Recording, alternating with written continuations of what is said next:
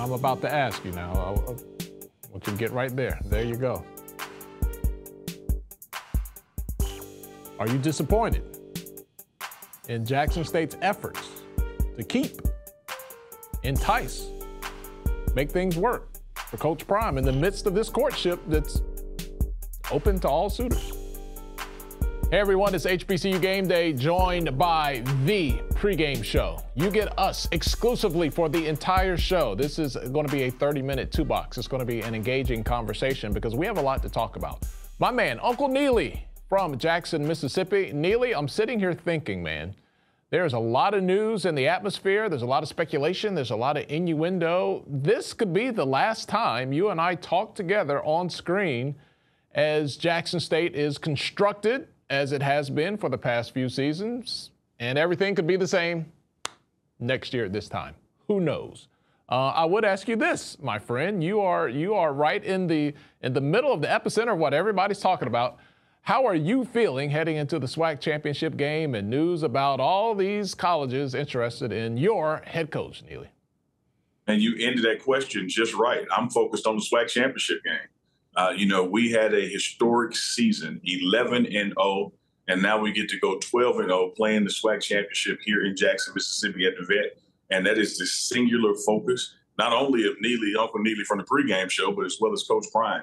I hear the talk. He hears the talk. Everyone's asking about job offers and where is he going next? Will he be here? But I can tell you from his work ethic, his drive, his determination, what he does on a daily basis is all geared toward Saturday afternoon in Jackson, Mississippi, beating Southern so we can go back to the Celebration Bowl and win that one too.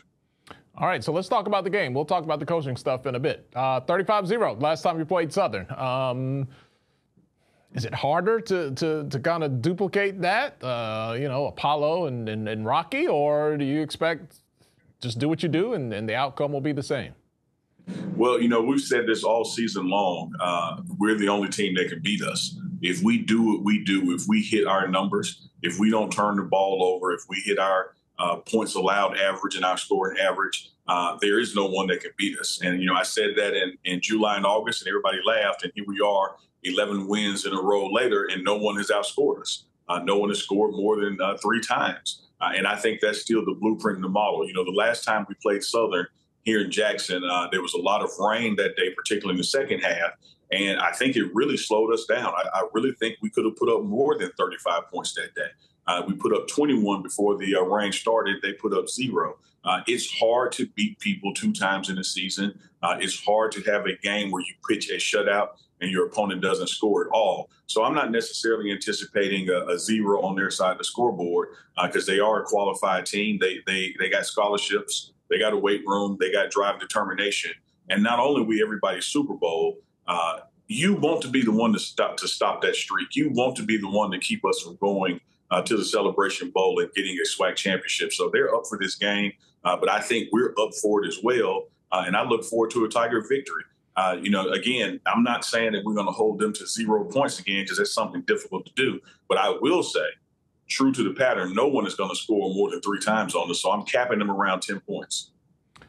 Are people equally as excited? Look, I just voted today in Georgia. It's like the 3rd time I've had to vote. We've had runoffs and ties and all sorts of things, and the same people are on the ballot, and I got to go and do it again. Are the people in Jackson going to be equally as excited? Is the Vet going to be filled for the SWAC Championship game facing Southern again? And Eric Dooley for the third time in 12 months. Yeah, and he's 0-3, or will be 0-3. Savage, first question. Neely, savage. Man, taking the field. That's the plan. Why would I sit here and talk from a point of weakness or uncertainty? Like, our plan is to win the game in a dominant fashion. And if that makes Southern's current coach, who was Prairie View's coach last year in the SWAC Championship, 0-3, so be it. That's our goal, and I know his goal is to stop us. But I think that no matter how many times Jackson State and Southern plays, no matter the weather, you're going to get right at 60,000 in that stadium. I'm hearing that we're less than 5,000 tickets away from being a sellout. The tailgate area and parking has sold out. So I think we'll get there. And I think that people are excited about this game on both sides of the equation. People want to see history made. A 12-0 perfect season with the SWAC Championship being that 12th game. And I think people on the other side want to stop that streak and see us not go to Atlanta. So I would not be surprised at all if there's north of 60,000 in the Vet on Saturday for the SWAC Championship. Your agent is texting me. Neely, slide to your right a little more there, brother. They want to see all your beard, and there you go. There you go. And I will tell the people at home, we usually have this fancy 2-box, and we're switching cameras. The stuff just ain't working today. I don't know what it is. So that's why you got me and Neely right here in the 2-box, and we're going to roll with it because that's my brother. That's how we get down. Neely, yeah. Let's get into this, man. I've never seen a situation like this where a coach is so honest. And Deion Sanders is, to a fault, the most honest coach I've ever seen, because most coaches lie, blow smoke up your butt, and they don't want you to talk about anything except, oh, you know, give 110%, and we chop wood, and we work hard, and we hustle. That's the only thing they want to say. Well, he acknowledged that there was an offer from Colorado, and there was offers from other schools.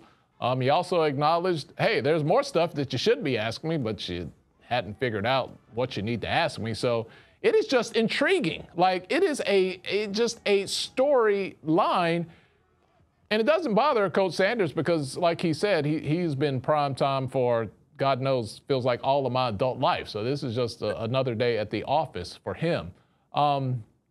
For you, is it, how does, I know you're focused on the SWAC championship game, but just I don't want to say drama. Drama sounds like a bad word, but just the energy right now. I know while you are focused on the game, you still have to feel it, right? Yeah, you feel it, but it does not move you. You know, it's like a gentle breeze. It's not a hurricane gust. It's not going to get you off your path. And I want to remind people, you know, Tali, over a year ago, around September, October of last year, everybody said he was leaving then, and he was interviewing with North Texas and all these other people, and he was literally in the hospital. We get to the end of last season, and everybody's saying, hey, I heard he's leaving, you know, for this, that, the other school during the offseason. These kind of, as you put it, drama, distractions, gentle breezes, hurricane gusts, they really don't move us here at Jackson State because the focus is so laser intent on what the job is. And those kind of things just go along with having a dynamic coach like Deion Sanders, like Coach Prime. He's wanted. People are going to put feelers out there. People are going to make offers. He has acknowledged, yes, they have offered, they being Colorado, but he's also acknowledged there's been others. And if people don't ask, hey, well, who are those others and what are those conversations like? Well, he's not just sitting there as honest as he is and just running off at the mouth. But when you ask him something, he answers the question. And most people, as you said, would shy away from that and not say, well, you know, we'll see what happens and that kind of thing. They asked, hey, man, has Colorado offered you? And he said, yeah, they have.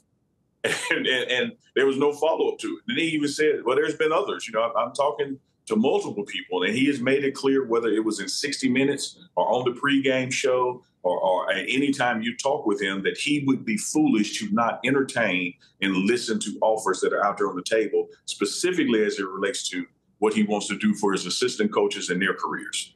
All right, so Neely, Jackson State has to have some skin in the game, I would think. I know that the fans obviously don't want Coach Prime to leave. When you look at this, if I could just pull you out a little bit, Neely, just give me that Neely overview, that broader view outside of just this Saturday. Like, what is at stake here to keep a happy home at Jackson State or make that a place that works for Coach Sanders, works for his staff? If that is possible to make that work beyond this season, like what is at stake for the university, for HBCUs? Like, how do you see that? You know, I don't know what's at stake, Tyler, because the tone of that thinking is that we lose something or have lost something. And so let's go down the road that Deion Sanders departs from Jackson State. And I'm not just being, you know, just biased optimist drinking the Kool-Aid. I'm being realistic about this thing. Mission accomplished. Job well done. You know, what a tremendous 3 seasons it's been for Jackson State football, for the city of Jackson, the state of Mississippi, and HBCUs, the spotlight that he's brought here, the accomplishments that he's had along the way. You know, you look at everything from being on the Tonight Show with Jimmy Fallon and in the Jackson State jackets, the Sports Illustrated covers. Can't even count the number of times you've been on Good Morning America. And that's not even getting the football yet. By the way, we won a SWAC championship by going undefeated in conference. You get the #1 player in the nation to come. You get a 4-star like Kevin Coleman to come. If Deion Sanders were to leave, that history and legacy and all that came with it, the earned media, doesn't go away. It happened. It literally happened. He talked about he wanted to come here and show what could be done at the HBCU with support, to show that you can be dominant in winning games, to show that dominance could get you more funds, could get you better players, et cetera, et cetera. That has happened. He also said he wanted to see a player get drafted from an HBCU. That happened with James Houston, got in the game the other day with 2 sacks. So everything is streaming just the way he said his goals were. So when you say what's at stake, I'm looking at everything we've won, not what we would lose should he leave. And I haven't even mentioned the turf field and the facility upgrades on campus. Hey, man, we're playing with house money right now, no matter what happens, because Deion Sanders has been a blessing and a godsend for Jackson State and HBCUs. Absolutely. And when I think back, I think we didn't have a lot of that stuff. And I know people want to go back and talk about history, and rightfully so. But I've been following them for a while. I haven't seen HBCUs on, Good Morning America 60 Minutes with regularity. And of course, I'm not dumb. That comes along with having somebody who's one of one, a 1%er amongst the Hall of Famers.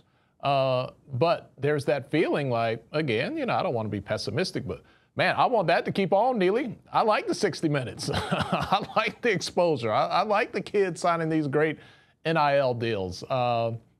Can stuff like that continue, do you think? It can. Now, let's be clear. Without a doubt, there's only one Deion Sanders. There's only one Coach Prime. And just like Troy Aikman said to us when he was literally the first guest on the pregame show, February 21st, 2021, live at the stadium, he said, hey, man, I played with him. All of us who played in that era, we've kind of lost our gravitas. People don't look at us that way anymore. Deion Sanders still has the pull as if he just left the field yesterday. It's been 20 years since he played, but you would think he just retired. So you don't just run out and replace that. But here's also what you have that you can't erase. And that is the tradition, the legacy, the infrastructure, the things that happened because he was here. They don't get erased because he leave. And let's be realistic. You had the W.C. Gordons and the Eddie Robinsons in yesteryear, and maybe on the Alabama side today, you got the Nick Sabans. But most coaches coach somewhere 3 to 5 years. That's just the blueprint of it. So you have to do what you can do in those 3 to 5 seasons and make happen what you can make happen, because nothing is guaranteed in the business of college football.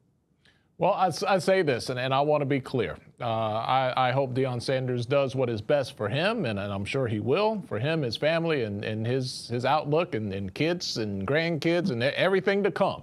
I absolutely want the best for him. It would disturb me, Neely. Let me phrase this right. I like the love that he receives in our culture, because I'm just going to speak for me. Neely, I really don't care about the football. Like, the football is great, but what he's doing with the kids, the inspiration he's bringing, the people, the message he's spreading, like, I get more excited about that stuff. The football is like just gravy. Yeah. It would kind of bother me to see him go somewhere and then be viewed in this larger narrative just about the football, just about the recruits, just about the touchdowns. It would. Again, I want to choose my words right. He's so much more than that. Well, here's my pushback on that. And again, we're talking under the tone and tenor that if he were to leave Jackson State. If he were to leave Jackson State, here's one thing about it. He's going to a bigger place.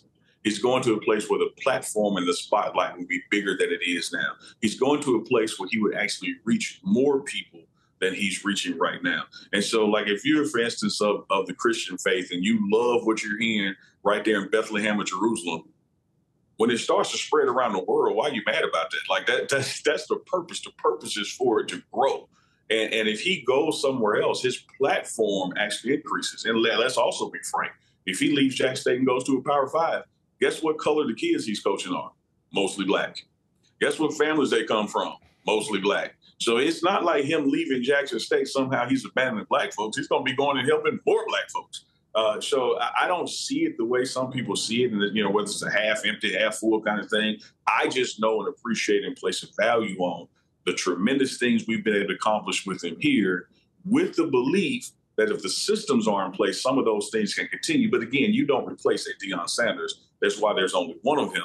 But what has happened for Jackson State and HBCUs, for the pregame show, for HBCU game day, that doesn't go away because he switches jobs. That the followers that you now have, subscribers on your YouTube channel, subscribers on my YouTube channel, that doesn't go away because he goes away.